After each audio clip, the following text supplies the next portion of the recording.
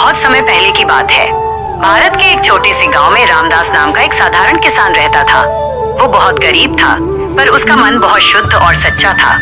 उसके पास धन दौलत तो नहीं थी, लेकिन उसके हृदय में श्री कृष्ण के प्रति अटूट प्रेम और भक्ति थी। रामदास रोज सुबह जल्दी उठकर अपने छोटे से मंदिर में लड्डू गोपाल की पूजा करता था। उसके पास महंगी पूजा सामग्री नहीं थी, पर जो कुछ भी होता वो सच्चे मन से भगवान को अर्पित करता।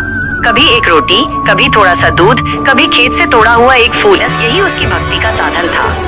गांव के लोग अक्सर उसकी गरीबी का मजाक उड़ाते थे। कहते थे, इतनी पूजा करता है, फिर भी भगवान ने इसे कुछ नहीं दिया। लेकिन रामदास हमेशा मुस्कुराकर कहता, भगवान ने मुझे सब कुछ दिया है, उनका नाम ही मेरा सबसे बड़ा धन है। एक बार गांव में भयंकर अकाल पड़ गया। बारिश नहीं हुई, फसल सूख गई और लोगों के पास खाने तक को कुछ नहीं बचा। रामदास के घर में भी अनाज खत्म होने लगा। उसकी पत्नी बहुत परेशान रहने लगी।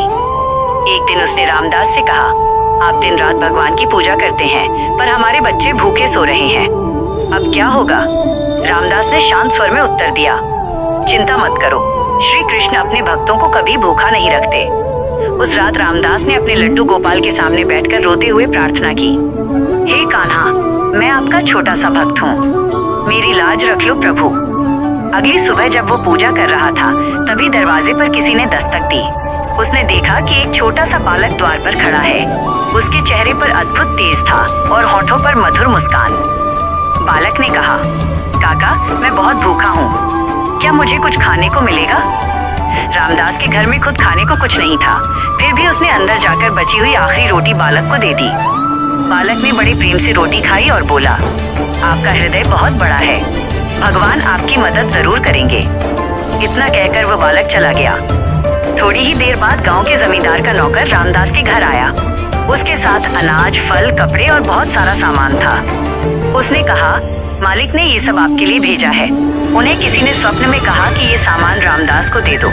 ये सुनकर रामदास की आंखों में आंसू आ गए। उसे तुरंत उस बालक की याद आ गई जो सुबह आया था। वो समझ गया कि वो साधारण बालक नहीं, स्वयं श्री कृष्ण थे। रामदास तुरंत मंदिर में गया और लड्डू गोपाल के चरणों में गिर पड़ा।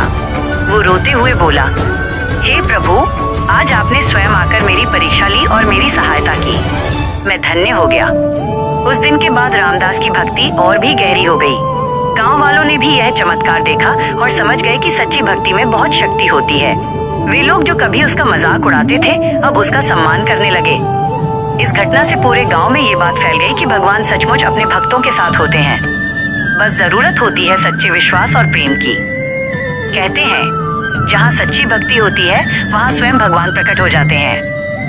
रामदास ने अपने जीवन से ये सिद्ध कर दिया कि भगवान को पाने के लिए धन, दिखावा या बड़े साधनों की जरूरत नहीं होती, केवल शुद्ध हृदय और अटूट विश्वास चाहिए।